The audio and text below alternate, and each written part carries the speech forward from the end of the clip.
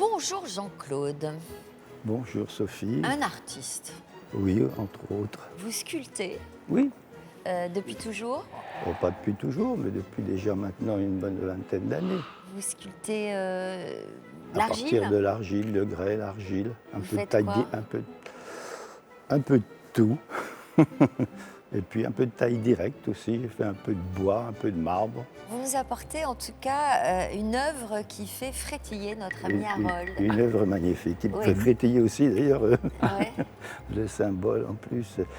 C'était au départ pour financer un voyage en Thaïlande. Et l'éléphant en Thaïlande, c'est l'emblème de la monarchie et un symbole fort dans la religion bouddhique. Mais là, ce sont des éléphants d'Afrique, ce ne sont pas des éléphants d'Asie. Et vous le Peut-être, voyez à je la sais, taille je sais la pas. taille Il des paraît que oreilles. ceux d'Afrique, ils sont un peu plus costauds. Bon, en Et tout cas, ce sont surtout des oreilles. plus importantes. Plus importantes, Oui, oui. ouais. En tout cas, on lit dans la littérature qu'Harry Bitter s'est inspiré d'éléphants d'Afrique pour réaliser ces très jolies bronzes. Alors, qui est cet Harry Bitter Alors, Harry qui a Bitter- l'air de vous faire frissonner? Alors effectivement, c'est un sculpteur extraordinaire de l'époque Art déco. Il est né en 1883 à Marseille. Il commence son apprentissage à l'école des Beaux-Arts de Marseille et puis il vient s'inscrire à l'école des Beaux-Arts de Paris. Il est élève de Barrias. Barrias qui est un très grand sculpteur de la seconde moitié du 19e siècle, plutôt dans le style néo-florentin, néo-baroque, donc avec des grandes compositions très majestueuses, pas du tout un sculpteur animalier. Mais Harry Bitter va choisir d'exercer son talent dans la sculpture animalière et je dois dire que ses plus belles œuvres sont effectivement des animaux. Alors en 1925, il va exposer à la galerie Susse, Susse qui est un très grand fondeur et c'est d'ailleurs le fondeur de ces beaux éléphants. Donc à la galerie Susse en 1925, il va exposer avec d'autres sculpteurs animaliers. On peut penser à Roger Gaucho, à Maximilien Fiot qui sont deux autres très grands noms de la sculpture art déco. Et là, sa carrière est véritablement lancée.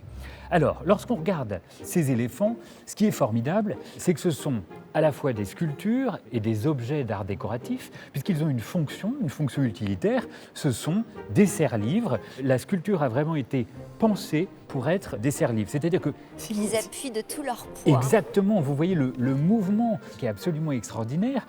Alors, regardez la technique de l'artiste. Vous voyez, alors vous qui modelez la terre, finition extraordinaire. vous sentez le travail, les doigts de l'artiste.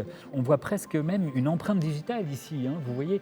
Là aussi, il y a plein de petites... Voilà, comme exactement. Des petits cercles. Vous sentez donc le travail du modelage qui est particulièrement bien senti. C'est une fonte extraordinaire, une fonte à la cire perdue de Susse. Ça veut dire que c'est une fonte d'une très belle qualité qui permet de donner tous ces détails, de sentir la matière qui vibre. C'est vraiment un très très bel objet. Alors, vous avez donc ici une plaquette qui nous indique donc le nom de l'artiste, Harry Bitter, et puis le nom du fondeur, Susse Frères, éditeur à Paris. Donc cette petite plaquette vient authentifier l'œuvre d'art. Alors, il avait du succès de son vivant, cet artiste, Oui. manifestement. Oui, à Mais l'époque sa Art déco. cote ne cesse de grimper. Alors effectivement, ça fait partie des sujets qui se vendent toujours très bien, des sujets un peu emblématiques d'Harry Bitter.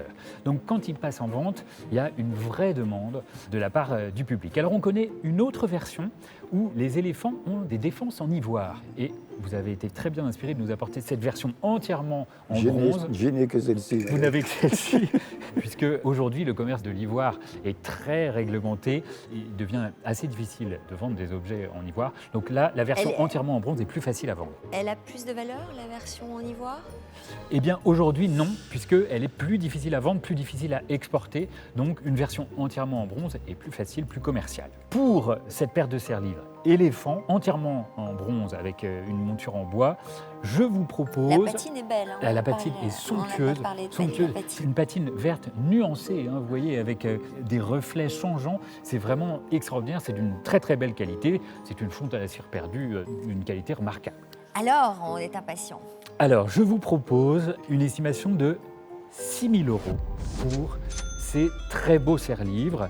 Il y a une vraie demande, défendez-les bien, ne les vendez pas en dessous de 6 000 €. Ah non. Et ça devrait normalement se vendre un tout petit peu plus. Vous avez une somme en tête, j'imagine, Oui, un peu au-dessus. oui. Nous verrons ça. Mais c'est magnifique, c'est vraiment un coup de cœur aujourd'hui. Bon, eh bien ça, c'est du frétillement. C'est du gros frétillement. Gros frétillement. 6 000 €, le passez là. Ils vous Elle est attendent pas. et ils vont se battre pour Merci. ces beaux éléphants. Merci Bonne à vente. vous.